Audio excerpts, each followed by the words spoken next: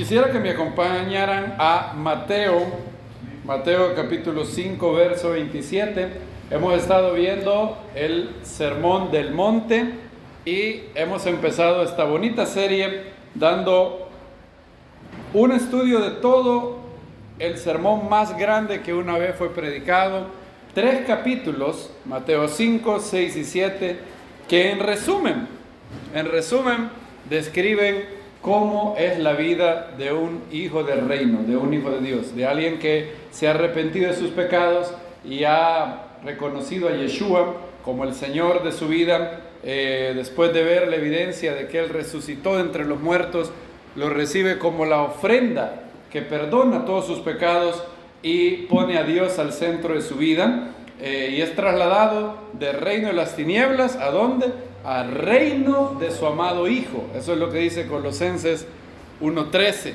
Y hay una manera en cómo se vive en el reino de Dios, en el reino que ha empezado a implantarse en la tierra, que comenzó con una pequeña semilla hace poco más de 2000 años y se ha extendido tanto que ahora es conformado por billones de personas, y pronto se establecerá en todo su esplendor cuando el Mesías vuelva a hacer su aparición en Jerusalén, y esperamos que eso sea pronto. Baruch Hashem. Mateo 5:27 dice: oísteis que fue dicho, no adulterarás, pero yo os digo que cualquiera que mira a una mujer para codiciarla, ya adulteró con ella en su corazón. Por tanto, si tu ojo derecho te es ocasión de caer, sácalo de ti, porque más te conviene que se pierda uno de tus miembros y no que todo tu cuerpo sea echado al Gehinom. Ahí se ha traducido infierno. Y si tu mano derecha te es ocasión de caer, córtala, échala de ti, pues más te conviene que se pierda uno de tus miembros y no que todo tu cuerpo vaya al infierno. Yeshua comentó acerca de la ira. Si se recuerdan, todo para entender el Sermón del Monte hay que entender el orden que lleva. En primer lugar, Yeshua nos enseña cuál es la verdadera dicha de la vida en las bienaventuranzas. Luego Él nos dice que ni pensemos que Él ha venido a abolir ¿qué? La Torá o los profetas. Mientras pasen los cielos y la tierra, ni un mandamiento de la Torá perderá su vigencia. Ya dijimos algunos casos especiales de eso, pero no podemos verlo el día de hoy, hay que revisar esa enseñanza. Y luego Él empezó a señalar algunas cosas que los hijos del reino no deben de tener, y empezó por la ira y el desdén. Tiene que ser eliminada de los hijos del reino. El pecado de la ira, no así la emoción de la ira, que como vimos puede ser administrada bien por un hijo de Dios, pero no el pecado de la ira. Y el desprecio es una de las armas prohibidas en el reino de Dios. No hay que ver con desdén a una persona, nunca, ni sentir nada en su corazón. Los hijos del reino tienen un deseo de ser de ayuda, de ayudar, de amar a las demás personas, y por eso Él habló en primer lugar contra el pecado de la ira y su gemelo, más malvado aún, el desprecio. Y luego Él nos habla de otra esfera de la vida que trae muchos males al individuo, y esto es los deseos malos, los deseos incorrectos, el área de los deseos. Yeshua no solamente está interesado en que no hagamos la acción incorrecta, aunque eso está bien. Los mandamientos, como Él dijo, no han sido abolidos. Cuando Dios dijo no te harás una imagen de lo que está en los cielos y la tierra, cuando dijo no hurtarás, no asesinarás, no dirás falso testimonio para causarle problemas a una persona en la corte, esas leyes se deben de obedecer siempre, en todo tiempo y por todas las personas. No hay que hacer esas cosas, y ese es el fundamento de la ética, el deber, como bien dijo Immanuel Kant. Pero no solamente eso, no basta, no es suficiente con no hacer lo incorrecto, hay que ir más profundo todavía. No es solamente no asesinar, sino no tratar con desprecio a otros, sino no involucrarte en el pecado de la ira, no albergar rencor en tu corazón, no albergar amargura, no albergar resentimiento. Y ahora él dice, no adulterarás, es algo que todo el mundo entiende como malo. Dios dice, Pablo dice en Romanos capítulo 2, si ustedes van conmigo ahí, que Dios ha instalado en todo ser humano una ley moral básica. En varias culturas se le llama de manera distinta, fíjense qué curioso, pero en todas las culturas del mundo, todo el mundo está de acuerdo de algunos principios básicos. Pero yo había oído que en varios lugares la moralidad es distinta. Por ejemplo, en la India, dirá alguno, está prohibido comer carne. Pero si uno profundiza un poco más, veremos que la moralidad de la India y la de nosotros es la misma. Lo que separa a la India de nosotros es una noción religiosa. El hindú piensa que estamos en un ciclo que se llama samsara, en donde estamos reencarnando una y otra vez, y si tienes un buen karma, reencarnas en una persona rica o cesas de existir, como dice Buda, y si tienes un karma malo, entonces puedes reencarnar en una persona que va a sufrir mucho, o en un insecto incluso, en un tigre de Bengala, bacilo de Koch, cualquier cosa. Entonces el hindú piensa que hay un riesgo que la abuela esté en la vaca. Entonces la razón por la que él no come vaca es porque piensa que la abuela está ahí. Ahora, si ustedes se ponen a pensar, tanto él como nosotros compartimos un valor moral objetivo en el que estamos totalmente de acuerdo, los dos. Es malo comerse a la abuela, ¿verdad? En eso estamos de acuerdo él y estoy de acuerdo. Él está de acuerdo y yo estoy de acuerdo. La única diferencia entre él y yo es que él piensa que la abuela está en la vaca y yo no.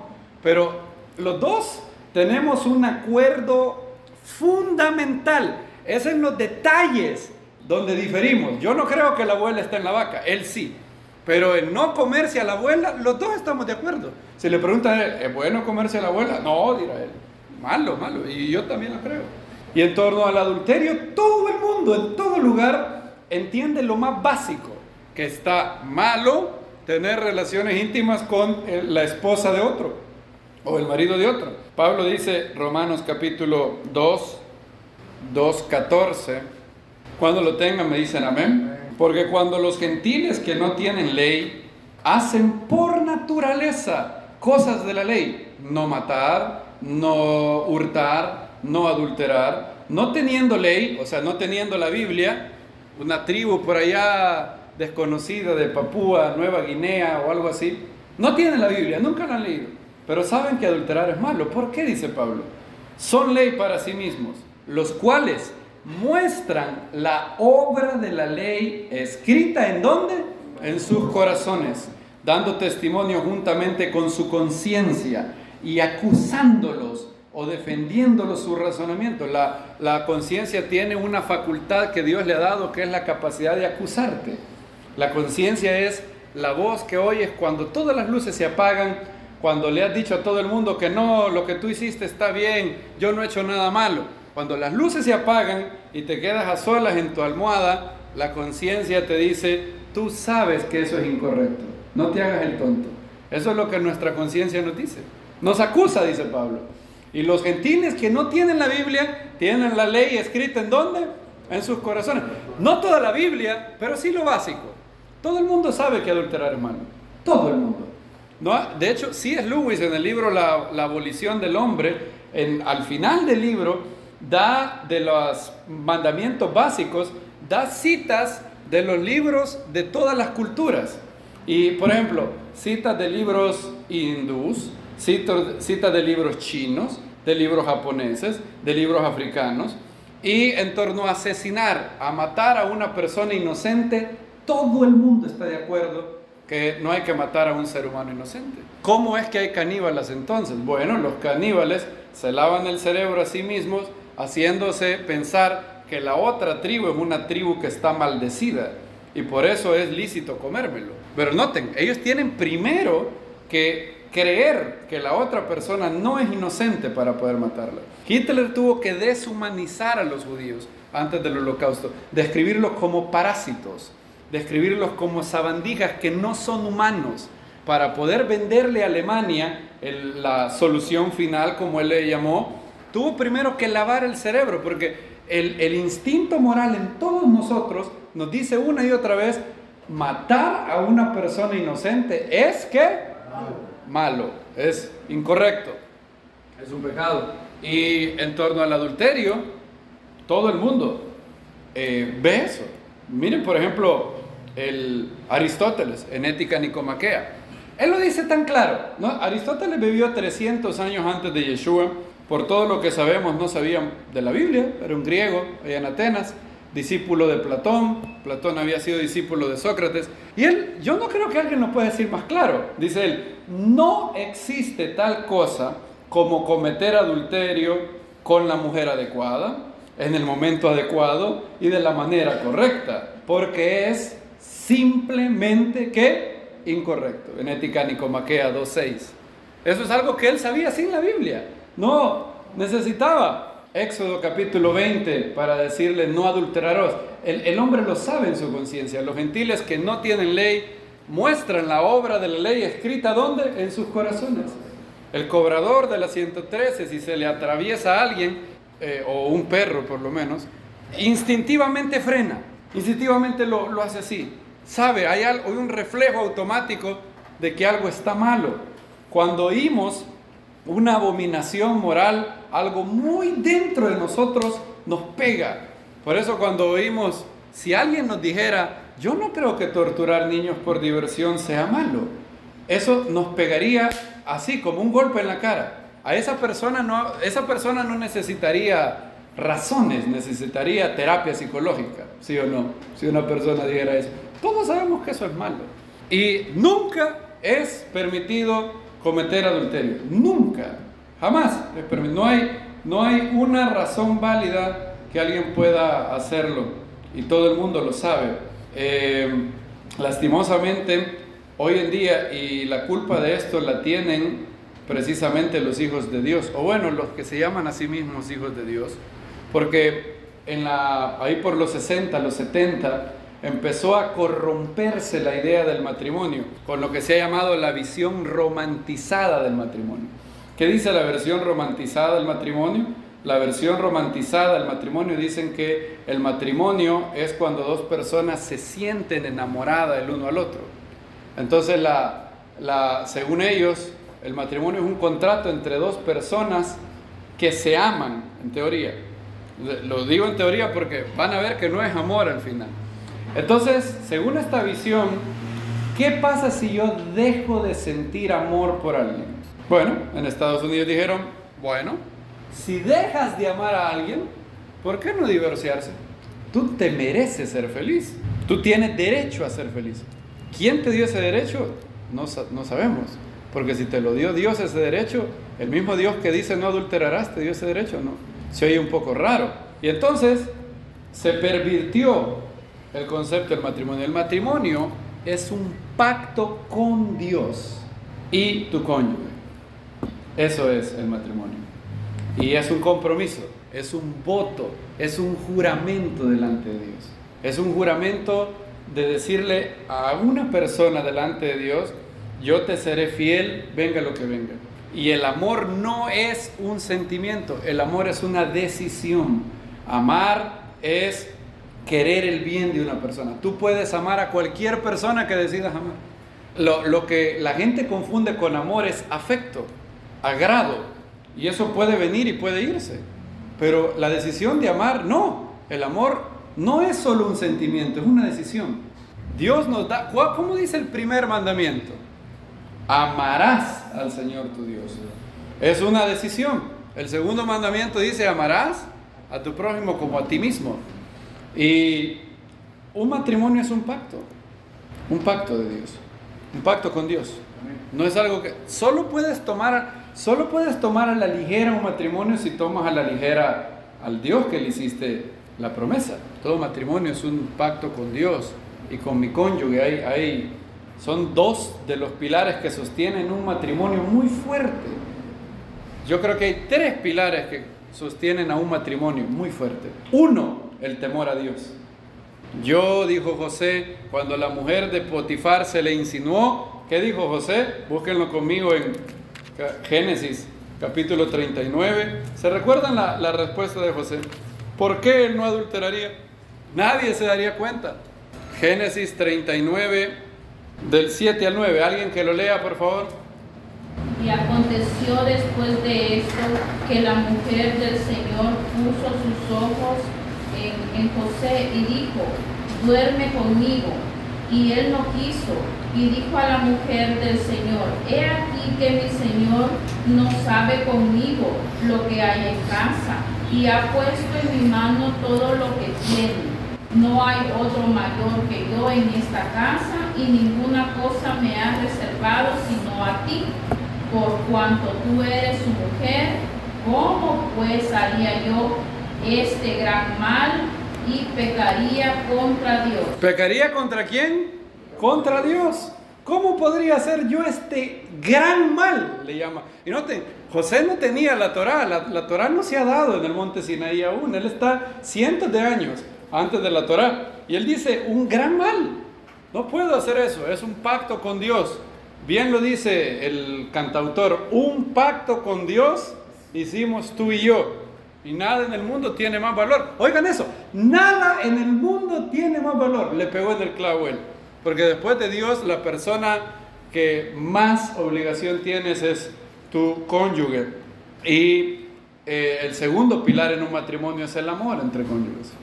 Eso debe cultivarse. El amor es una plantita que hay que abonar, hay que regar, hay que tener amor, hay que decidir amar. Y lo maravilloso de cómo el Eterno nos ha creado es que Él le ayuda a las personas en el camino que ellas quieren tomar. Eso dicen los rabinos.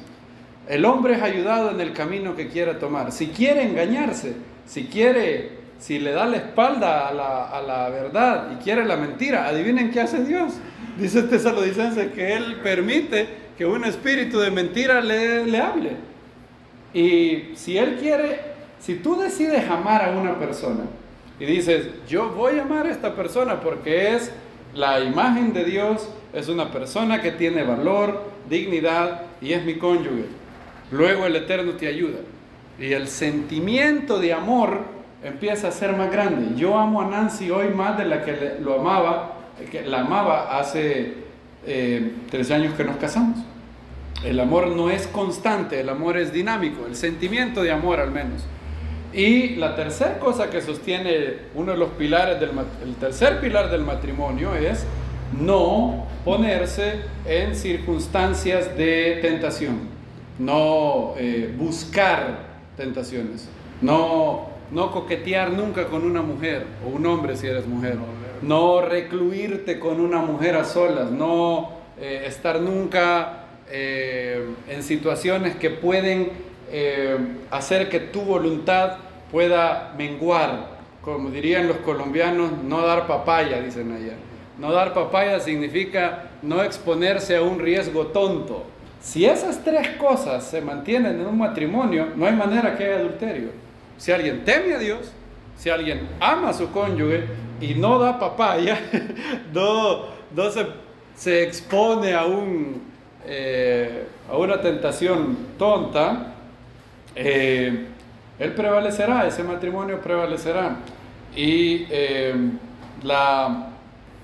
debemos de olvidarnos de esa visión que dice que el matrimonio únicamente está justificado si siento amor por alguien. Si alguien viene a mí y me dice, yo me quiero divorciar porque ya no siento amor por mi cónyuge, esa persona no tiene ninguna simpatía de mi parte, ninguna. Porque el amor es una decisión. El amor es una decisión. Y Dios no dijo, no adulterarás a menos que dejes de sentir amor por tu cónyuge. Claro, hay circunstancias muy específicas y muy contadas en las que la Biblia permite el divorcio. Y siempre es la última opción. Adulterio, abuso, y después de que ha habido dureza de corazón en la persona. Pero debe de ser la última opción, debe de ser después de haber tratado de salvar por todos los medios un matrimonio. por todos los medios. Un divorcio es como amputar un pie. ¿A alguien le gusta amputarse un pie? ¿No? Entonces, ahora, ¿qué tal si un pie está engangrenado? ¿Qué hay que hacer? Hay que quitarlo para salvar el cuerpo. Pero nunca un divorcio es algo bonito. Siempre un divorcio es una tragedia. Siempre es una tragedia. Ahora, hay matrimonios en donde hay un cónyuge que tiene dureza de corazón y no quiere cambiar. Y una y otra vez sigue haciendo la vida un infierno a otro cónyuge, con infidelidades sucesivas, abusos y todo eso. Y si llega a haber dureza de corazón y una persona, el otro cónyuge, Hashem le da la posibilidad de divorciarse si hay cosas bien fuertes. Pero un divorcio jamás será legítimo por cosas como ya no lo amo, o me fijé, he empezado a sentir amor por otra persona, o me encontré una mujer más bonita. Jamás será legítimo un divorcio por esa razón. Y el plan de Dios es que siempre el matrimonio sea hasta que la muerte nos separe, quitando esas excepciones que he mencionado. Y aparte miren lo que causó esa noción romantizada del matrimonio. En Estados Unidos, los creyentes empezaron a tener esa noción. Bueno, hay que mantenerse casados si nos amamos. Si no nos amamos, vámonos. Entonces, fíjense lo que causó esa idea. Siempre las ideas malas tienen consecuencias horribles. Esa consecuencia, la consecuencia de esa idea fue, ok, o sea, la base del matrimonio son los sentimientos. Si yo siento que amo a alguien, me puedo casar. ¿Sí? ¿Y qué tal si amo a un hombre? Dijo un hombre. Yo lo amo. ¿Me puedo casar con él? No decimos nosotros, porque sabemos que es contra la palabra de Dios. Ahora, supongan que yo digo, la única base para el matrimonio es si tú amas a alguien. Si esa es la base, ¿cómo tú vas a decir que no se puede casar un hombre con un hombre? Es más, ¿qué tal si yo amo a dos mujeres? ¿O qué tal si una mujer ama a dos hombres? ¿Cómo podría una sociedad sin Dios, noten, cómo podría una sociedad sin Dios prohibir la poligamia? No puede. Es más, ¿qué tal? Y esto es lo que se viene, se los estoy diciendo desde ya, cuando en 20 años pase esto, si el Mesías no ha venido aún, se acordarán que esto lo dijimos. Lo que se viene al mundo, ahora después del matrimonio gay y los trans, es la pedofilia legalizada y la poligamia. Eso es lo que se viene. Lo verán en 10 años. Lo verán. Y va a ser sobre la misma base. Pero la niña de 12 años ama al viejo de 57. ¿Por qué no se pueden casar? Si se aman, ¿por qué no pueden casarse? Hay consentimiento. No, pero la pedofilia es mala. Sí, pero ¿y si consiente? ¿Y si el hijo del niño de 10 años se quiere casar con la maestra de 55, puede casar con ella? Se aman. ¿Ven todo lo que abre esa visión de Roma? ¿Y qué tal si mañana yo me quiero casar con mi cabra? Yo amo a mi cabra. Podemos casarnos con mi cabra. Es más, no sé si ustedes saben, pero hay una nueva moda que se llama soligamia. Yo no sabía qué era eso. Me di cuenta de eso hace una semana. Soligamia se llama. ¿Qué es soligamia? Soligamia es casarse contigo mismo. Esta mujer se casó con ella misma. Hubo un ministro que la casó. Se acepta a sí misma como su legítima esposa. Espérame, ¿qué decís vos? Sí. Ah, pues sí. Soligamia. Ahora, ¿por qué se casó solo con ella misma? Porque la única persona en el mundo a la cual ella ama es ella misma. Estamos casando narcisistas ahora. Y pregunto, ¿qué ancla va a tirar el inconverso para frenar la inmoralidad que se nos viene? Una vez dijimos, bueno, pero yo ya no amo a mi esposa. ¿Me puedo divorciar con ella? Sí, hombre, síganla más tranquilo.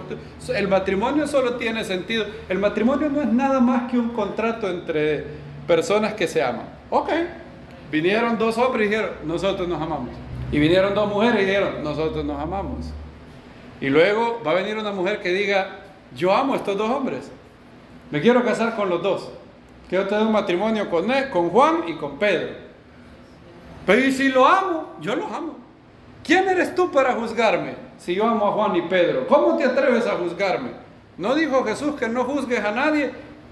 No me juzgues. Yo quiero casarme con una niña de 12 años y ella quiere y yo la amo y ella me ama. ¿Cómo podrían decirle a un hombre sin Dios que eso es malo? Una vez que un hombre quita una de las leyes de la ley moral universal, entonces con esa ley se arrancan. ¿Han visto esa ocasión donde hay una camisa que le anda colgando un hilito y uno le hace así? ¿Y qué pasa con el hilito? Eso es lo que pasó. Amados, el matrimonio es un pacto con Dios. ¿Dicen amén a eso? Y con mi cónyuge. La primera persona a la que yo le fallo cuando no amo a mi cónyuge, cuando no soy fiel, es a Dios. Solo puedo tratar el matrimonio a la ligera si trato a Dios a la ligera. Si para mí Dios es algo que no hay que tomar en serio. Ya dijimos, si usted está pensando, ¿y qué tal una pobre mujer que el marido le pega todos los días y no se arrepiente? Bueno, yo ya dije, Pablo dice claramente en 1 Corintios 7 que no está la hermana sujeta a servidumbre en tales casos. Él claramente dice que hay casos en donde hay una dureza de corazón, donde hay que liberar a esa persona. Claro, en casos extremos. Pero la mayoría de divorcios hoy en día no son casos extremos. La mayoría de divorcios, pregúntale a Jennifer López, yo ya no sé cuánto lleva. ¿Cuánto llevará? ¿Cómo saben? Pero bueno. Bueno, 5. Ok, muy bien. Lleva 5. Ok. ¿Y cómo? ¿Por qué es? Oigan esto. Por incompatibilidad de caracteres. ¿Se pueden imaginar? Incompatibilidad de caracteres. No somos compatibles. ¿Qué pensaría Yeshua de esa razón? Él únicamente permitió el divorcio por un claro caso de dureza de corazón y de daño continuado, sistemático del cónyuge afectado. El divorcio siempre es una tragedia, pero algunas veces, en algunos casos extremos, es mejor un trágico final que una tragedia sin fin. Que hay matrimonios que literalmente son una tragedia sin fin y hay que tener eso en cuenta. Pero esas son las excepciones. Son las excepciones, y para que alguien pueda divorciarse en buena conciencia delante de Dios, esa persona tiene que tener las siguientes cosas. 1, tiene que tener una razón muy válida, muy fuerte. No, incompatibilidad de caracteres. ¿Qué es eso? O me gusta más otra persona. O ya no la amo. No. Infidelidades continuadas. ¿Okay? Abuso continuado y dureza de corazón. Y 2, que en el cónyuge que es la víctima del divorcio o la víctima del daño haya hecho todo lo posible, pueda decirle cara a cara a Dios, yo he hecho todo lo posible para salvar este matrimonio. Si no puedes decir esas dos cosas, no te puedes divorciar. Si no tienes una causa bien fuerte, súper fuerte, que son bien pocas en la Biblia de hecho, abuso y adulterio continuado, inmoralidad sexual, 1, y 2, que tú hayas hecho todo lo posible, si esas dos cosas están ausentes, nadie puede divorciarse en buena conciencia delante de Dios y tendrá que dar cuentas, no a mí, porque yo no soy el que inventó este libro, yo solo soy el siervo, yo solo soy el mensajero. No, si te enoja esto, no te enojes conmigo, hay que enojarse con el que tuvo la idea de escribir este libro, que no fui yo. Yo no lo pudiera haber escrito ni aunque hubiera podido. No hubiera podido escribir la Biblia aunque hubiera querido, y no hubiera querido ni aunque hubiera podido. porque la Biblia es un libro sobrenatural, es sabiduría que está más allá de cualquier hombre. Y habiendo visto eso, si ya esto le resulta un poco difícil, bueno, no hemos llegado a lo que Yeshua dice todavía. Lo que Yeshua dice es que incluso tener deseos sexuales malos ya representa lo que él llama adulterio en el corazón. Ahora, Dallas Willard dice que la importancia del matrimonio es que Dios diseñó las relaciones íntimas como una manera de expresar unión entre los cónyuges, de cultivar el amor, y dice, la intimidad es la mezcla mutua de almas que se acogen mutuamente en sí mismas a profundidades cada vez mayores. Lo verdaderamente erótico es la mezcla de almas. ¿Es correcto eso? Por eso nada puede ser más maravilloso en este mundo que un matrimonio de la mano de Dios, porque la única manera que haya total intimidad de almas es cuando Dios está en ese matrimonio, cuando no hay barreras entre los amantes que están casados, entre dos personas que se aman y están casados y están haciendo las cosas dentro de la voluntad de Dios y Dios está ahí. Hay una intimidad, no es solamente unión de cuerpos, es unión de almas. Y Dallas Willard sigue diciendo, como somos seres libres, la intimidad no puede ser pasiva ni forzada. Y como somos extremadamente finitas, debe ser incluyentes. Por eso no me puedo casar con 5 personas. Para que el matrimonio funcione, tienen que ser 2 personas. Hashem creó a Adán y a Eva. No creó a Adán, Eva, Lupe, María, Raquel. Ni tampoco a Adán, Eva, Juan, Pedro y Marcos. No, fue una pareja. Esta es la realidad metafísica y espiritual, dice Dallas Willard, que subyace la amarga violación de sí mismo experimentada por la pareja traicionada. Por eso el adulterio es una tragedia, porque el matrimonio está supuesto a que 2 personas se aman de una manera tan grande que puedan tener intimidad de almas. Y Dios diseñó al matrimonio para que fuera compatible. Por eso todo lo que comunica el hombre y la mujer es que un hombre tiene lo que la mujer no tiene y viceversa. Todo se hace para ser instrumentos de comunicar unidad, compatibilidad. Por eso el matrimonio homosexual es una contradicción de términos. Es como es algo que no funciona.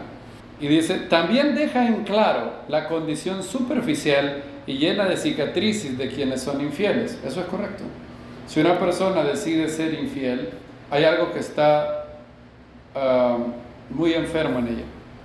Si esa persona exhibe que hay algo que está en necesidad de sanidad de Dios. Eso es algo que se corrompió y hace mucho daño al alma. Ocupando la frase del Chavo del 8, la infidelidad no es buena, mata el alma y la envenena. Es correcto eso. Dice Salomón, corrompe su alma el quien tal hace. Ahora, la buena noticia es que Dios puede perdonar a alguien que ha cometido adulterio. Absolutamente sí. La sangre de Yeshua limpia todo pecado, adulterio, asesinato. Si una persona se arrepiente de todo corazón, Dios es fiel y justo y misericordioso, lleno de gracia, para perdonar a esa persona. Y hay que tener las 2 caras, la cara de la justicia y la cara de la gracia. ¿Y el adulterio puede ser perdonado? Claro que sí. David fue perdonado por Dios. Tuvo que pasar consecuencias, pero fue perdonado.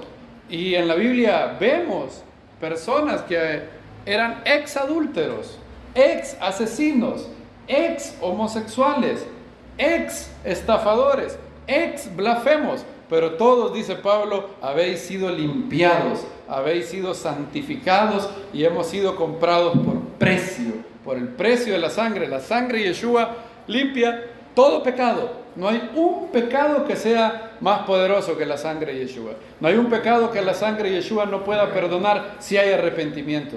Y por eso es bueno recordar esto. Dios tiene esas dos caras.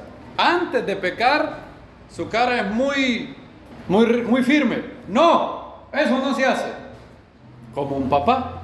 Supón que como papá tu hijo va a meter la mano en el toma. ¿Qué hace el papá? No, ahí no se mete. Y ponemos cara brava, ¿verdad? Para que el niño entienda que eso no. No, ahí no. Ahora, ¿qué pasa una vez que el niño mete la mano y se pega un bombazo eléctrico? Bueno, lo que debería de pasar es te quitas la cara rígida y tienes cara de amor. Pero vení, lo sobás y bueno, antes las abuelas de antes no hacían esto, porque le decían a uno, si te llegas a caer, yo te voy a ir a levantar, le decían.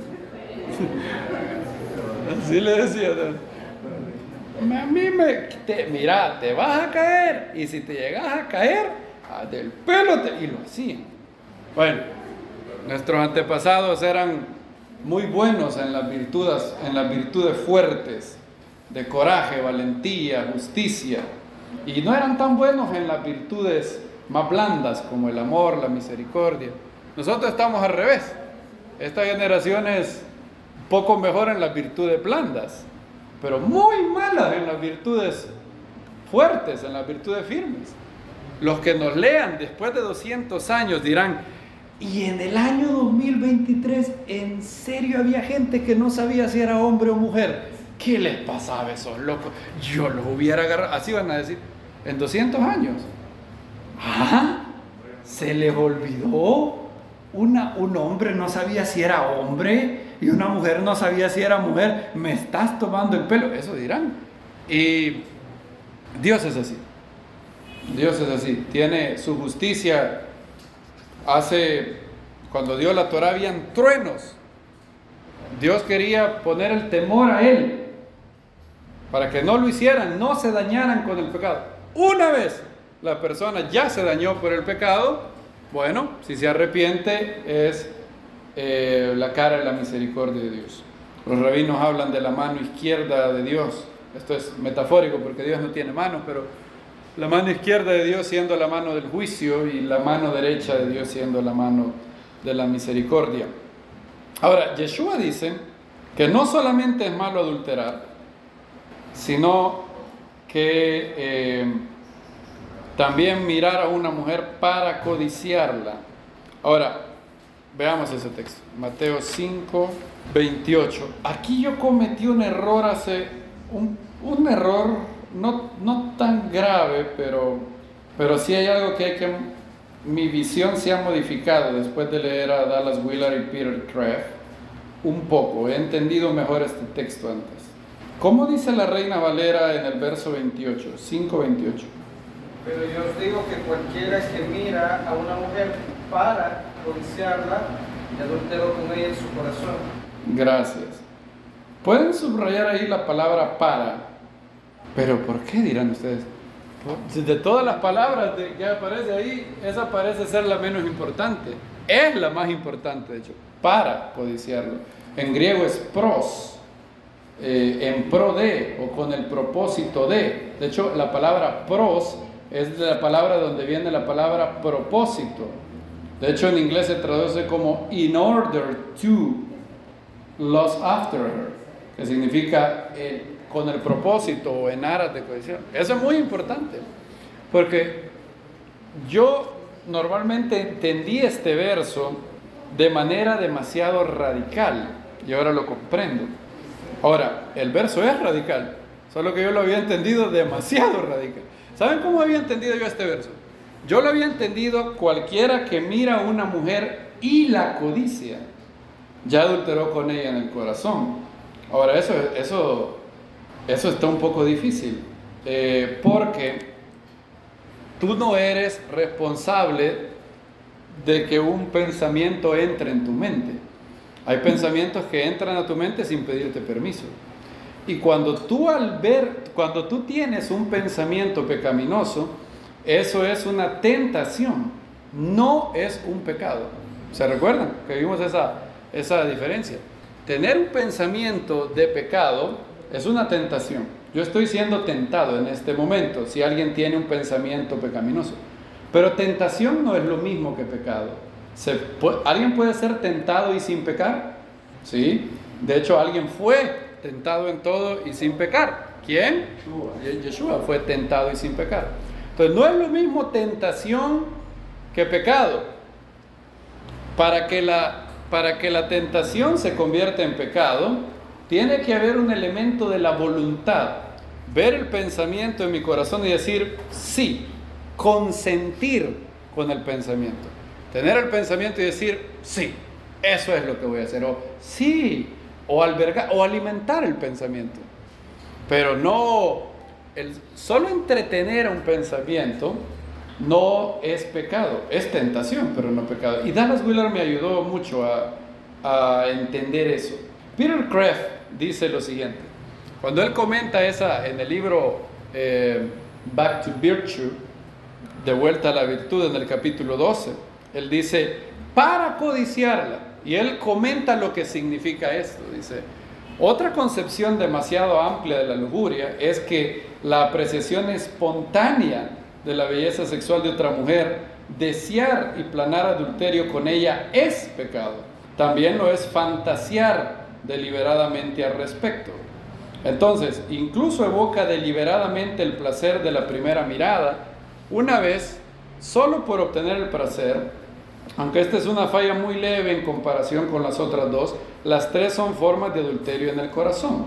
Desafortunadamente, el salto entre notar a una mujer y desearla entre la primera y segunda mirada a menudo es pequeña y fácil de hacer. ¿Qué es lo que Kreeft quiere decir? Bueno, si un hombre de manera sin quererlo ve a una mujer y un pensamiento malo viene a su mente, eso en ese momento es una tentación, todavía no es pecado, porque él no la vio para codiciarla, no era su propósito, no era un plan que él hizo, no lo hizo con ese propósito en mente. Si él ve a una mujer y el deseo sexual en el hombre es mayoritariamente visual o primordialmente visual, luego su mente le pone un pensamiento malo, pero él rápidamente rechaza ese pensamiento, él no ha pecado al hacerlo. Eso no es pecado aún. Fue tentado, pero no pecó. ¿Dónde es que sí se cumple lo que Yeshua dijo para codiciarla?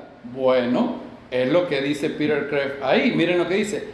Desear y planear adulterio con ella lo es. Ah, bueno, eso es otra cosa.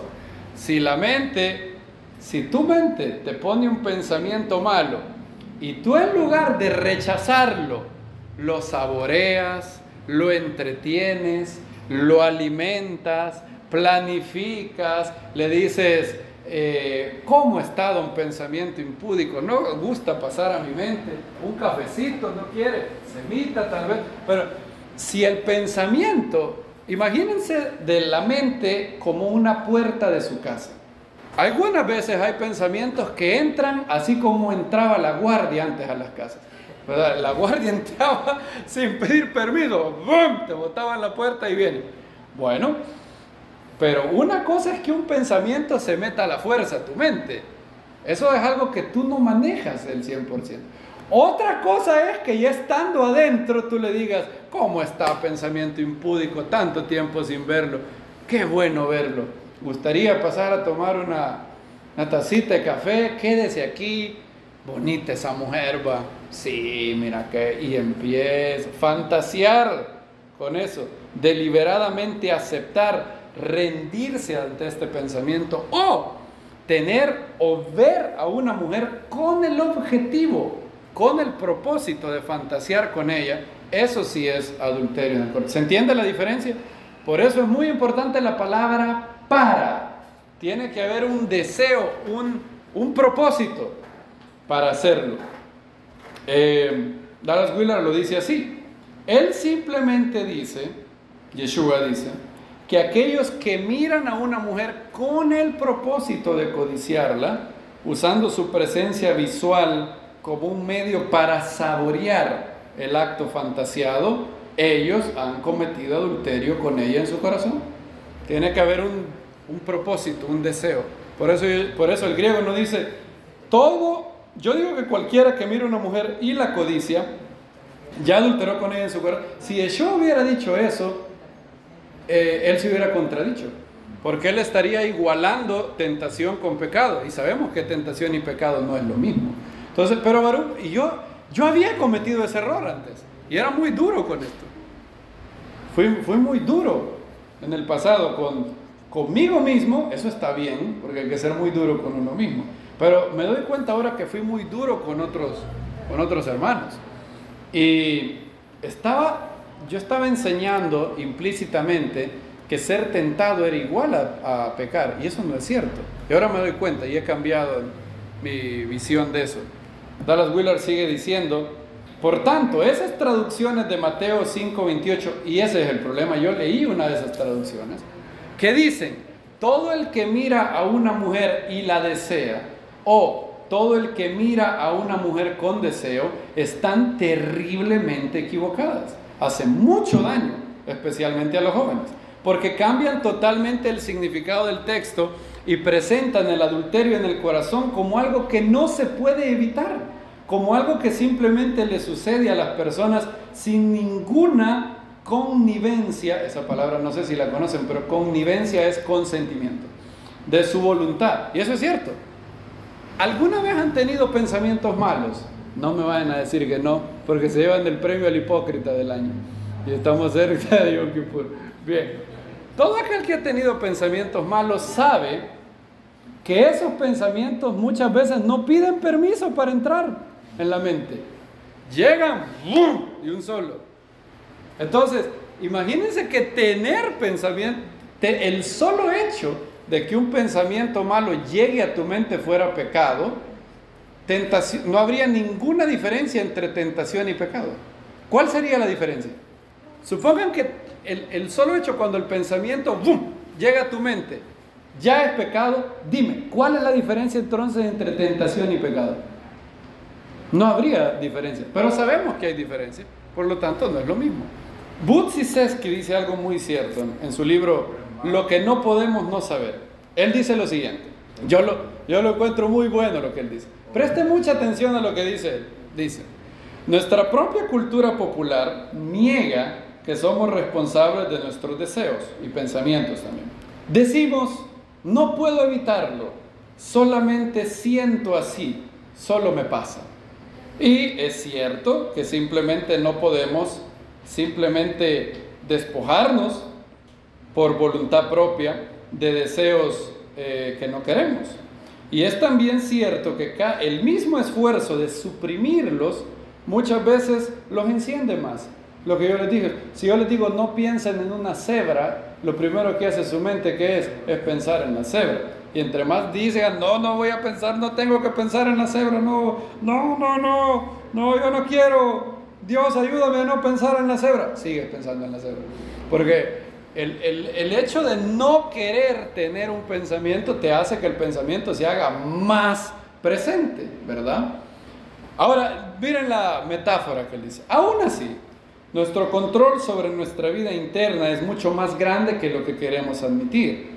Aunque yo no puedo evitar mantener a un huésped que no quiero, de forzar la puerta de la casa de mis pensamientos o forzarla para entrar, aún así nada me forza a pedirle amablemente que entre. Tampoco estoy forzado a sentarme y admirar el pensamiento pecaminoso, o a disfrutar sus atenciones, o a invitarlo a jugar un poquito más con mi imaginación. Si lo ignoro y sigo con mis asuntos, el pensamiento eventualmente habrá terminado por irse. Ahora, si yo vengo y le digo, no se vaya por favor todavía, y lo sigo manteniendo en la casa de mi mente, y le digo qué amoroso pensamiento es, lo que va a pasar es que un día regresará otra vez a mi casa con poder, y lo que va a hacer es quemar mi casa por completo. Y eso es lo que él describe muy bien, la diferencia entre ser asaltado por un pensamiento. No es lo mismo que animar o cultivar ese pensamiento. ¿Se entiende la diferencia? Bien. Y eso es lo que Yeshua llamó adulterio en el corazón. Una persona que ve a una mujer para codiciarla, con el propósito. Y hoy, en un mundo de iguales oportunidades, también esto aplica para la mujer, obviamente. Aunque en la mujer esto es un poco menos fuerte que en el hombre, pero no es nulo. Así que ni se imagine una hermana que, bueno, pero el maestro dijo eso con respecto al hombre, porque dijo, si alguno mira a una mujer, no dijo, si alguno mira a un hombre, porque la Biblia considera el caso más común, no el menos común. La Biblia dice a la hechicera en la Torá, estaba prohibido que hubiera hechiceros entre los hijos de Israel. Y entonces dijo, a la hechicera no dejarás que viva. ¿Significa eso que los hechiceros sí? Solo está prohibido la bruja, pero no los brujos. No, claro que no. Pero como en ese tiempo, y hasta el día de hoy, la mayoría de hechiceras son mujeres, no hombres. Entonces por eso la Torá legisla sobre el caso más común. Entonces Yeshua nos dice que un hijo de reino no puede ser solamente puro en sus acciones, tiene que ser puro en sus pensamientos. Yeshua lo que esto significa es que tenemos que tener una vida pura en nuestro corazón, en nuestros pensamientos, para poder hacerlo bien. Antes de pasar a eso, quiero finalizar esta cita de Dallas Willard sobre por qué la palabra para es muy importante. El hecho de que según esta lectura, si yo leo aquel que ve a una mujer y la codicia, eso es incorrecto y no dice así el griego. El hecho de que según esta lectura ser tentado sería pecar, debería haber sido suficiente por sí solo para mostrar que tales traducciones son erróneas. Ninguna traducción de las Escrituras puede ser correcta si contradice los principios básicos de la enseñanza bíblica en su conjunto. La terminología de Mateo 5:28 es bastante clara si le prestamos atención, y muchas traducciones la hacen bien. Aquí se utilizan la preposición griega pros y el caso dativo. La redacción se refiere a mirar a una mujer con el propósito de desearla. Es decir, deseamos desear. Ojo a eso, deseamos desear. Hay un propósito de ver a una mujer y cultivar pensamientos impuros. Nos complacemos y cultivamos el deseo porque disfrutamos fantaseando con la persona que vemos, y eso es pecaminoso. Ahora, eso no significa que yo estoy diciendo, bueno, entonces, como decía el hermano que vivía aquí, a una mujer hay que mirarla una vez pero bien vista. No estoy diciendo eso, porque el que dice eso ya lo está haciendo con un propósito, ¿verdad? Ya está transgrediendo lo que Yeshua dijo. El que mira a una mujer para codiciarla, y si él dice hay que mirarla una vez pero bien vista, bueno, él ya tiene el propósito, ¿verdad? No es que eso es lo que tenemos que diferenciar. Una cosa es ser asaltado por un pensamiento, el pensamiento llega sin pedirte permiso, y otra cosa es albergar, cobijar, alimentar y desear ese pensamiento. Ese es el problema. Yeshua está hablando contra todo pensamiento de ver a una mujer que te parece agradable y empezar a fantasear con eso, activamente, voluntariamente. Si eso está en nuestro corazón, en el momento que eso pase, hemos cometido adulterio en el corazón. Claro, no es tan grave como cometer adulterio en la realidad, obviamente no. Obviamente es más grave el hecho del adulterio obviamente, pero lo que Yeshua está diciendo es, los hijos de mi reino no solamente se abstienen del hecho de la acción incorrecta, sino incluso de pensarla, de meditar en el pecado. Miren lo que dice Mateo capítulo 15, 19. Dice, porque del corazón provienen, ¿qué es lo primero que Yeshua dice que proviene del corazón? Malos pensamientos. O sea, Dios no solamente ve lo que tú haces, lo cual yo también podría verlo, pero Dios tiene acceso, Dios está tan cerca de nosotros en el reino de los cielos, dice Yeshua, que Él tiene acceso a todos los pensamientos. Entonces tú, como hijo de Dios, como santo de entre las naciones, tienes que tener muy cuidado de tu vida interna, la vida de tus pensamientos. ¿Qué calidad tienen tus pensamientos? ¿Resistes activamente los pensamientos malos y los modificas con otros? ¿O te entregas a ellos y empiezas a cabildear? Y esto no solamente aplica al área sexual. Noten que aplica a todo. No robas, pero fantaseas con robar. No matas a alguien, pero fantaseas con el placer que te diera el saber que algo malo le pasó. Fantaseas con o mantienes, alimentas pensamientos malos. Eso es algo que tenemos que evitar. Miren lo que la Biblia dice en 2 Corintios capítulo 10. Habla de llevar cautivos los pensamientos a la obediencia al Mesías. Si tú fueras el diablo, no estoy hablando de ser un diablo, sino el diablo, ¿qué preferirías? ¿Que la persona a la que estás tentando haga la acción incorrecta o que llegue a pensar de la manera incorrecta? Yo preferiría que llegue a pensar de la manera incorrecta. Porque si llega a pensar de la manera incorrecta, es cuestión de tiempo para que haga la acción incorrecta, ¿verdad? El pensamiento es padre de la acción. Cuando decidimos hacer algo voluntariamente, antes de que el hecho se manifieste, ¿dónde estuvo primero? En mi pensamiento. Y por eso los dardos de las tinieblas son ideas. Por eso hay que aprender a amar a Dios con toda nuestra mente, corazón, alma y mente. Porque adivina dónde el maligno va a tirar todos sus dardos.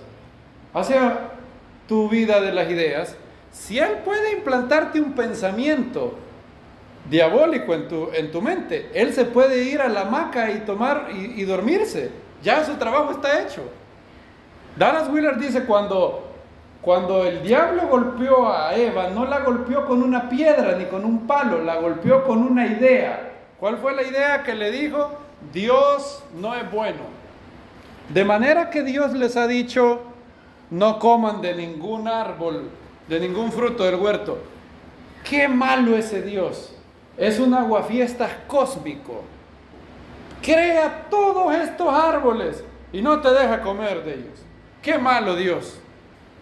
Y le vende a Eva la idea de que Dios no es tan bueno. Y si Eva le compra eso, él puede tomar una siesta. Pero Eva no es tonta y supera la primera. Y le dice, no es así. Dios dijo, de todo árbol pueden comer. Solamente el que esté en medio no. Ese no hay que comerlo ni tocarlo. Y el maligno ahora trata otra idea. No hacerla dudar de la bondad de Dios, sino hacerla dudar de la justicia de Dios. No moriréis. Y Dios dijo eso, que te iba a castigar. No, Dios es misericordioso. Dios no juzga. Dios no es justo. Dios no castiga. No, dijo que ibas a morir. No vas a morir.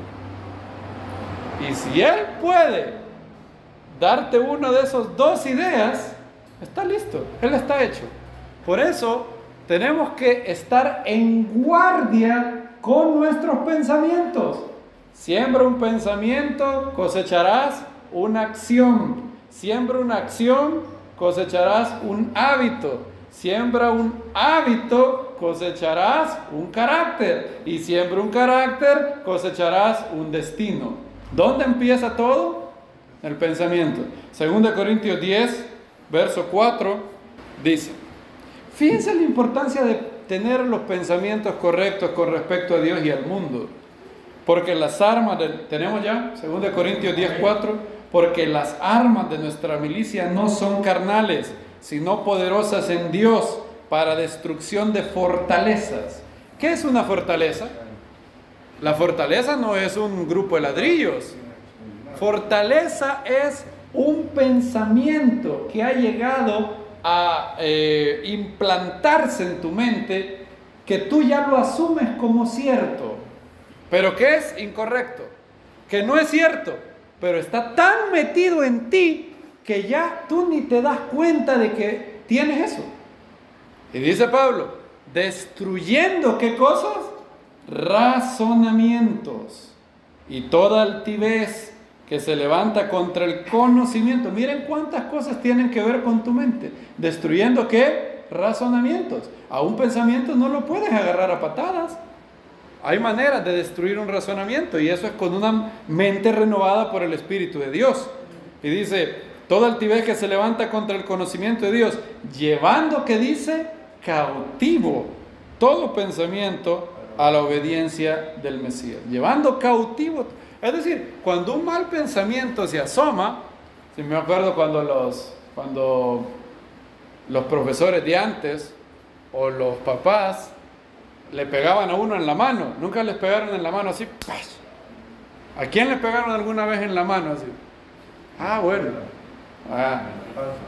¡Vaya! ¿Qué está haciendo? Y le pegaban en la mano. Bueno, si bien te iba, te pegaban en la mano, porque podía ser un poco más drástico. Eso es lo que tenemos que hacer con nuestra mente, amados. Cuando un pensamiento malo llega, ¡vaya sapo! Deje de estar pensando eso. ¿Y ya? Claro, eso no es fácil. De hecho, el arte de refutar pensamientos, si ustedes ven esto, Pablo dice, ¿han oído de guerra espiritual?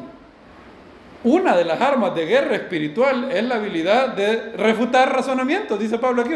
Nuestras armas no son carnales, sino poderosas en Dios para la destrucción de fortalezas, destruyendo ¿qué? Razonamientos. Una de las armas más grandes de guerra espiritual es tener una mente reformada por el Espíritu de Dios para saber que cuando un pensamiento venga, lo refutas a la luz de la palabra de Dios. Yeshua hizo esto. ¿Por qué no haces que estas piedras se conviertan en pan? ¿Y cómo destruyó ese razonamiento? Yeshua, está escrito, no solo de pan vivir el hombre, sino de toda palabra que salga de la boca de Dios. ¿Por qué no? Tú quieres ser famoso, el Mesías tiene que ser famoso, Yeshua ben Yosef. Yo tengo la entrada perfecta para que todo el mundo vea. ¿Por qué no te tiras desde el pináculo del templo y que los ángeles eviten que te caigas? ¿No crees? Uno, tú eres el Mesías. Tú estás seguro que eres el Mesías, ¿verdad? Sí. Dos, Dios no va a permitir que su Mesías muera, ¿verdad? Hasta que haya cumplido su propósito. ¿Sí o no? Sí. Bueno, entonces de seguro, si te tiras del pináculo del templo, Él mandará ángeles para que cuiden todos tus caminos. ¿Te imaginas esa entrada? Y ahí tienen al diablo apelando a la vanagloria de la vida. ¡Qué entrada para el Mesías! Claro, ustedes nunca han tenido ¿han tenido alguna vez esa tentación de tirarse de un... Ustedes no, porque ustedes no son el Mesías. Las tentaciones de cada uno no son las tentaciones de otro. ¿Ustedes creen que las personas más inteligentes del mundo no están expuestas a tentaciones peores de las que están expuestas las personas que no son tan inteligentes? ¿Sí? ¿Ustedes creen que entre más elevado es un ser, no son peores las tentaciones que tiene? Ahí tienen a Yeshua. Para mí es una tentación. Jamás he sido tentado. Voy a ir a la torre Cuscatlán y me voy a tirar del... Nunca, pero él sí. ¿Saben que él estaba apelando? El diablo estaba apelando a un buen deseo de Yeshua. ¿Tú quieres que Israel te reciba como Mesías, sí o no? Sí. Bueno, yo tengo una idea. Si tú te tiras del pináculo del templo y ángeles vienen y tú flotas en el aire y te dejan tranquilo, como llegó Goku en la nube voladora, así, flotando, tranquilo. ¿Bien? ¿Por qué no te tiras? Escrito está, a sus ángeles mandará para que te cuiden. Y así ganamos todos. Fíjate qué bonito. Todo Israel te acepta. Porque todo el mundo dirá, es obvio que este hombre es el Mesías. Ha hecho un milagro del tamaño del monte Sinaí. Todos te aceptan. Luego los romanos, el pueblo judío te va a declarar rey. Y luego los romanos, como no puede haber otro rey que César, te van a crucificar. Pero todo el pueblo judío te acepta. ¿Qué dices? Escrito está, no tentarás al Señor tu Dios. Todos los razonamientos del infierno, él los refutó. Y luego le dijo, yo te puedo dar todos estos reinos. Ahora ya no apeló a la vanagloria de la vida, sino a la codicia de los ojos. Todo esto te doy porque a mí me han sido dados. Si te postras ante mí. Ahora, ¿podrá haber sido Hasatán tan tonto para creer que Yeshua lo iba a adorar? Probablemente sí. O quizás solo le dijo, solo si te postras, no me adores. Recuerden que la palabra Hishtahavá en hebreo no significa solamente adorar, significa postrarse. Postrado. Tú sí, o reverenciar. Si solo me reverencias, si solo me haces una reverencia, yo te doy todo esto. Todo. ¿Qué tal a ti? ¿Qué tal a ti? Si te dijeran, yo te doy $100 millones. 100 millones de dólares. Solamente esto chiquito. ¿Y qué dijo el maestro? Escrito está, al Señor, vete Satanás. Eso fue como le dijo, vete Satanás. Está escrito, al Señor tu Dios adorarás y solo a Él servirás. Y obviamente no está prohibido reverenciar a una persona que es un siervo de Dios. Elías, la gente lo reverenció, Moisés lo hizo con Yitro, pero Hasatán no era no era un hombre, no era un espíritu que había que reverenciar. Él le ofreció reverenciarlo, Yeshua le dijo, vete. Y esa fue la guerra espiritual que él libró, una parte de la guerra espiritual, los pensamientos. ¿Qué haces con tus pensamientos? Yo no tengo acceso a tus pensamientos. Podrías engañarme a mí. Hay muchas personas que en congregaciones temen más al pastor o al maestro que a Dios, lo cual es trágico. Tú no tienes que hacer nada para agradarme a mí. Yo no hago nada para agradarlos a ustedes. Miren lo que yo quiero. Yo procuro amarlos, yo procuro servirlos, yo procuro ayudarles, yo procuro animarles. ¿Saben lo que yo no procuro? Agradarles. Procuro agradar a Dios. Dice Gálatas capítulo 1, si yo quisiera agradar a los hombres, ya no sería siervo del Mesías. Yo busco amarte, servirte, ministrarte, animarte, pero no agradarte. Porque si tengo que decirte algo, imagínense que si para amarte yo te tendría que decir una verdad, como decía esa canción, dime la verdad aunque duela. ¿Y qué tal si te duela? Y si lo que yo buscara fuera agradarte, yo ya no te diría la verdad, ¿sí o no? Por eso no busco agradarte, busco amarte, servirte, valorarte, animarte y ser de ayuda, pero no agradarte.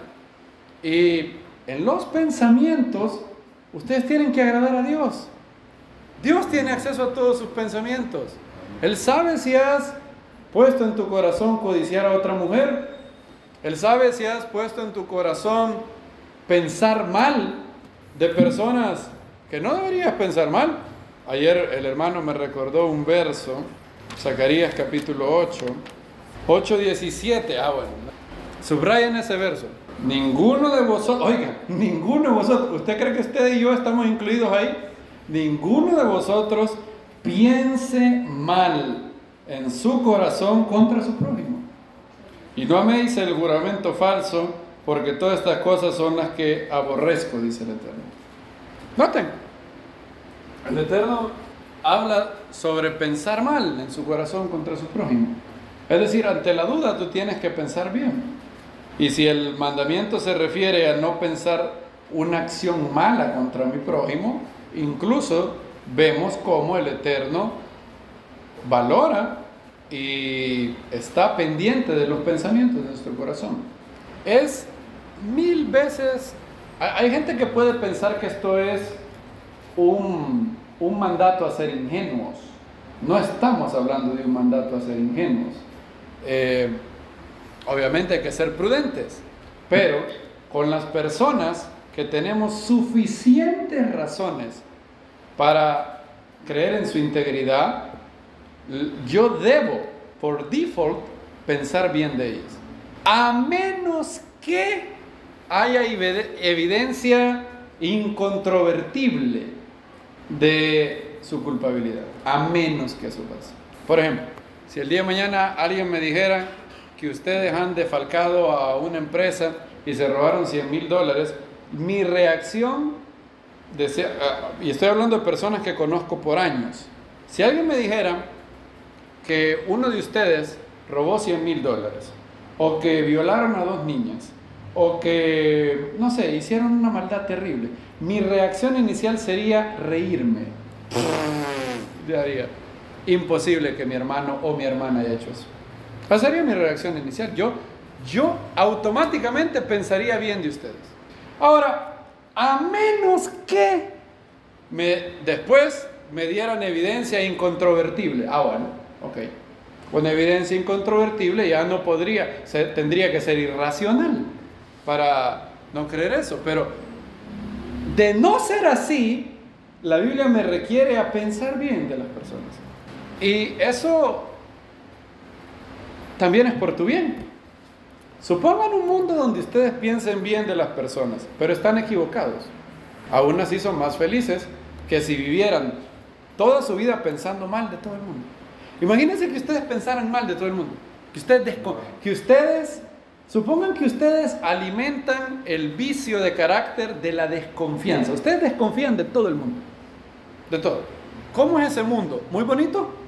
El mundo del escéptico es terriblemente horrible, triste. Es más, podrían llegar a desconfiar de Dios.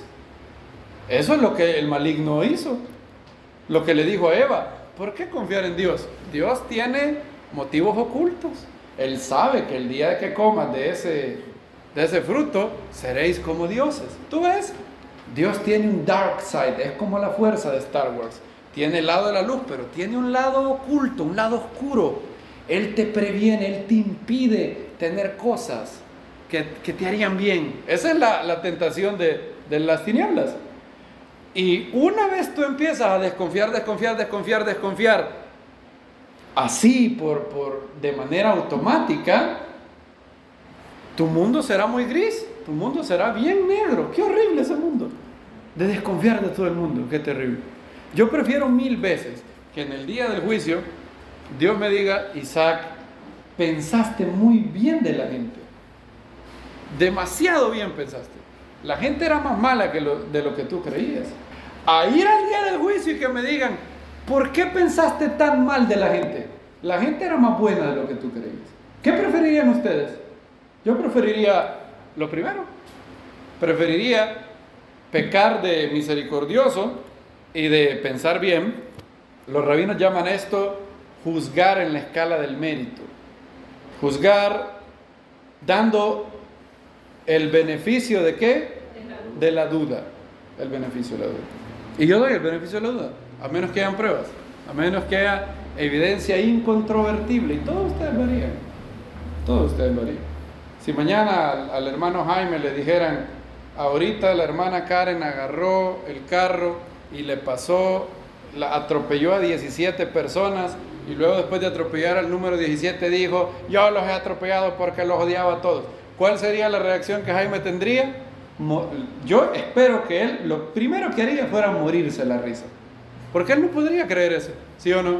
No habría manera que tú creas eso. Yo no podría creer eso. Yo conozco a la hermana Karen. Si alguien me dijera eso, yo me río, yo pensara que me está contando un chiste. Yo le diría: qué buena broma, eso sí que me hizo reír. Bueno, hablemos de cosas ciertas ahora. Yo no podría creer eso. Y eso es lo que Zacarías 8:17 dice: ninguno de vosotros piense que mal en su corazón contra su prójimo. Ahora, es esta la vida de buenos pensamientos. Y no debemos de hacer una ley de lo que Yeshua dijo. lo que él dice no es solamente prohibido mirar con codicia, mirar para codiciar a una mujer, porque alguien podría luego tomar esa ley y pervertirla. Supongan que alguien diga, bueno, para nunca volver a mirar a una mujer para codiciarla, lo que voy a hacer es irme a una colina donde no vea nunca más una mujer. Bueno, ¿está cumpliendo lo que Yeshua dijo? Sí, no, ¿verdad? Pero legalistamente. Pero eso no es lo que él quiso decir. O supongan que una mujer, o supongan que un hombre se ejercitara en albergar odio contra todas las mujeres. Todas. Ahora ya no, cuando veo a una mujer, ya no la codicia, porque las odia. ¿Estaría cumpliendo lo que yo digo? No, porque estas no son leyes, son virtudes. Lo que él está diciendo es, tu vida de los pensamientos es muy importante. Ahora, ¿cómo puedo ser libre de esto? Yo me recuerdo que cuando yo leí Mateo 5, y lo peor es que yo sí lo leí como el que ve a una mujer y la codicia, o sea que fui bien duro conmigo mismo. Me acuerdo que yo dije, eso es casi imposible, pero no es imposible. Con la ayuda del Eterno, si tú tienes que hacer lo que dice Job. Yo hice un pacto con mis ojos. Miren lo que dice Job. Job capítulo 31 dice, hice un pacto con mis ojos. ¿Cómo habría de mirar a la doncella? Fíjense, Job hizo un pacto ¿con qué? Con sus ojos. ¿Cómo podría mirar? ¿Fijaré la mirada en una doncella? Porque ¿cuál sería la porción de Dios allá arriba y qué herencia de El Shaddai en las alturas? Otra vez temor de Dios. ¿No es acaso la calamidad para el inicuo, el desastre para quienes obran injusticia? ¿No observa él mis caminos y cuenta todos mis pasos? Miren lo que dice Job. ¿No ve él todos mis pensamientos? Por eso hice un pacto con mis ojos, de no mirar a una mujer que no es la mía. Sigue. Si he andado con falsía y mi pie se apresuró al engaño, sea yo pesado en balanza justo y conozca Dios mi integridad. Si mi paso se ha apartado del camino y mi corazón se fue en pos de mis ojos. Oigan, aquí está hablando exactamente lo que dijo Yeshua. Si mi corazón, si los pensamientos del corazón se me fueron en pos de mis ojos, o si alguna mancha se pegó en mis manos, y esto habla de la masturbación. Siembre yo y coma otro. Sí, sea arrancado el producto de mi campo. Si mi corazón se dejó arrastrar por una mujer y he acechado junto a la puerta de mi prójimo, muela mi mujer para otro y encórvense otro sobre ella. Eso sería una infamia y un delito castigado por los jueces, un fuego que consume hasta el Abadón y que arrancaría de raíz mis cosechas. Bien, ¿creen ustedes que Job es serio? Claro, él está serio. Yo hice un pacto con mis ojos. Yo hice eso cuando tenía 18 años y era un adolescente que se acababa de convertir, cargado de todas las hormonas que un adolescente tiene, y fue horriblemente difícil al inicio. Fue horriblemente difícil. Me acuerdo cuando leí Mateo, yo oré y le dije, Dios, ayúdame, yo no quiero estar viendo otra mujer y codiciar a la mujer. Y un día oré y sentí la presencia de Dios y pensé que había vencido. Y me subí en la ruta que iba para la universidad, en la ruta 9, y pasó una mujer que no tenía ningún concepto de recato. Se ve que Hasatán había oído mi oración y dijo, ahorita vamos a ver. Y me la mandó. Y se me fueron otra vez los ojos. Y me sentí tan mal. Y me acuerdo que yo estaba muy avergonzado delante de Dios. Y yo oraba. Y cuando eso pasó, un verso me dio vida. Si 7 veces cae el justo, 7 veces se levantará. Y decidí perseverar. Y luego, por la gracia de Dios, se formó un reflejo en mí de que los ojos no se me fueran. Y es algo que he procurado mantener por la gracia de Dios, con el poder de Dios. Sin su poder y su gracia no es posible eso. Hay que morir a ese deseo, hay que hacer un pacto ¿con qué? Con los ojos. hacer un pacto con los ojos. Y va a costar al inicio, porque has estado años y años y años, tu cuerpo ha estado programado para que si una mujer ve, le hagas así. Y va a costar al inicio. Y tienes que ser muy disciplinado. Y hay que también tener disciplina y gracia a la vez. Para no ser muy duro contigo mismo, pero no tampoco muy blando contigo mismo. No puedes excusarte, bueno, todo el mundo lo hace. ¿Y qué? Y si hubiera una isla donde todos son caníbales, vas a empezar a ser caníbal. No puedes ser tan aguado, tan blando contigo. Pero tampoco muy duro, porque muy duro te vas a desanimar y vas a dejarlo todo. No es tampoco. Por la gracia de Dios se puede. Martín, y esta frase también me recuerdo, la vi cuando empecé a estudiar del tema. Y fue otro pensamiento que me dio vida. Y esto también tiene que ver con lo que vimos. No es lo mismo, ¿se acuerdan lo que vimos? No es lo mismo ser asaltado por un pensamiento que desear o alimentar un pensamiento. Bueno, todo eso que les dije, Martín Lutero lo resumió bien fácil. Él dice, no puedes evitar que los pájaros vuelen sobre tu cabeza. O sea, no puedes evitar que un pensamiento malo entre. Pero sí puedes evitar que te aniden en ella. No puedes evitar que los pájaros vuelen sobre tu cabeza, pero puedes evitar que hagan un nido. Y eso es cierto, ¿sí o no? ¿Pueden evitar ustedes que los pájaros vuelen sobre sus cabezas? No, van a volar. ¿Pueden evitar del todo que ser asaltados por pensamientos malos? No. Pero sí puedes evitar que los pájaros hagan ¿qué? Un nido en la cabeza. Me acuerdo cuando leí eso de Martín. Me acuerdo que para mí era el mejor comentario de Mateo 5. Eso era lo que Yeshua quiso decir. Y los hijos del reino tienen pureza en su corazón. Eso es lo que quiere decir Mateo 5. Y Yeshua dice que hay que ser, en esto tienes que ser bien consecuente. Él puso una hipérbole. Si tu ojo te es ocasión de caer, quítate el ojo. Obviamente eso no es literal, eso es una exageración. Y si tu mano, y ahí está hablando de la masturbación, si tu mano te es ocasión de caer, córtala. Mejor es entrar sin mano al mundo venidero que con mano al infierno. Otra vez, esa es una exageración, se llama lashon havai en hebreo, no lashon hara, no, lashon havai significa un lenguaje exagerado. Hacer una exageración para que entiendas que esto es serio, que es muy serio. Y, amados hermanos, Dios quiere que seas puro en tus pensamientos. ¿Cómo sería el mundo si todo el mundo buscara cumplir eso? ¿Cómo sería el mundo si la gente no quisiera tener malos pensamientos? Todos podemos ser asaltados con los dardos del enemigo, tener malos pensamientos, pero no albergarlos. Tienes que resistir esos pensamientos, traerlos a la luz de la palabra de Dios. Si un día un pensamiento llega y te dice, tú no vales nada porque no tienes dinero. Bueno, la Biblia dice, la vida de un hombre no consiste en los bienes que pueda tener.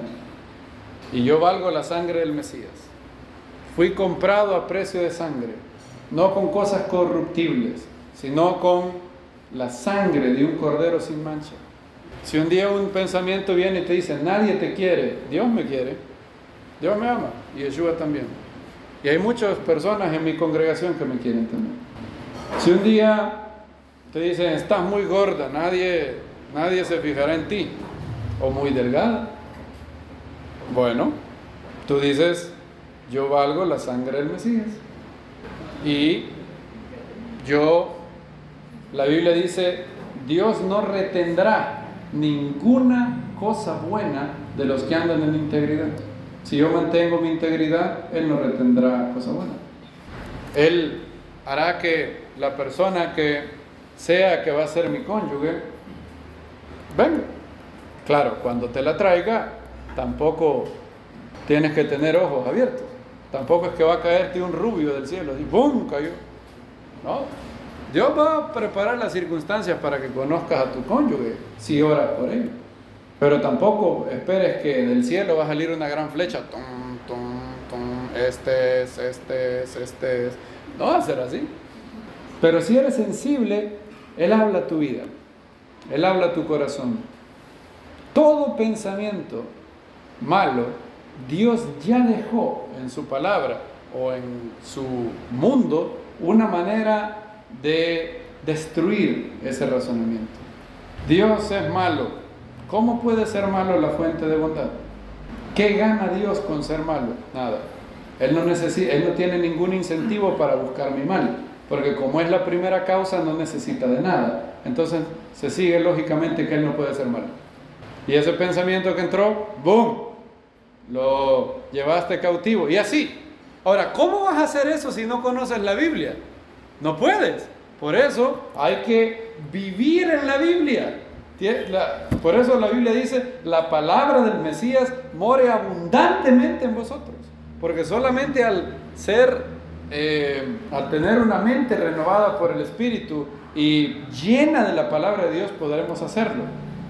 Y, como dice Dallas Willard, ser sexualmente correcto ante Dios es ser precisamente como era Job. Debe ser el tipo de persona que tiene una práctica detallada y establecida de no involucrar sus partes del cuerpo, sus percepciones, pensamientos y deseos en actividades de frivolidades, coqueteos, excitaciones sexuales. Tú no quieres hacer eso, eres puro en tu corazón. Que el Eterno levante una nueva generación de hombres puros. Necesitamos hombres puros. Necesitamos hombres y mujeres con pureza en sus pensamientos. Y verás que no hay vida más maravillosa que esa. Contrario a lo que nuestro instinto, nuestra predisposición al mal te diga, no hay vida más feliz que la vida de un puro de corazón. Bienaventurados los puros de corazón, porque ellos verán a Dios. Tendrán la capacidad de fijarse claramente cómo la bondad de Dios está sobre sus vidas. Y Dios ve tu corazón.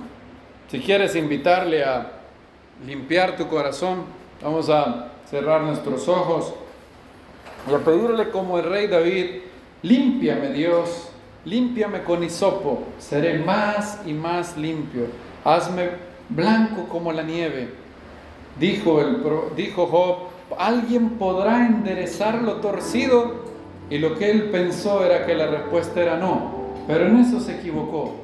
Tú sí puedes, Señor. De modo que si alguno está en el Mesías, nueva criatura es. Las cosas viejas pasaron, he aquí todas, no algunas, todas son hechas nuevas. El que no conoció pecado, por nosotros lo hizo pecado, para que nosotros fuésemos hechos justicia de Dios en él.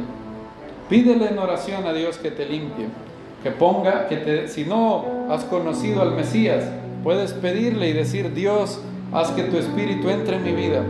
Yo confío en tu Hijo Yeshua, yo lo acepto como el Señor de mi vida, te rindo mi corazón. Yo creo que lo resucitaste entre los muertos al tercer día para perdón de mis pecados. Me arrepiento de todo corazón, soy un pecador, sé propicio a mí, Dios. Te pedimos, Padre, que tú selles en el libro del Cordero a todo aquel que se rinde a ti. Gracias, Señor. Y todos los que somos ya de la familia de la fe, también pedimos ser más y más limpios. Te pedimos, Padre, y esta es la confianza, esto dice el apóstol Juan, y todo aquel que tiene esta confianza se purifica a sí mismo. Purifícanos, Señor, purifícanos, Padre. Te pedimos que estés con nosotros en el nombre de Yeshua.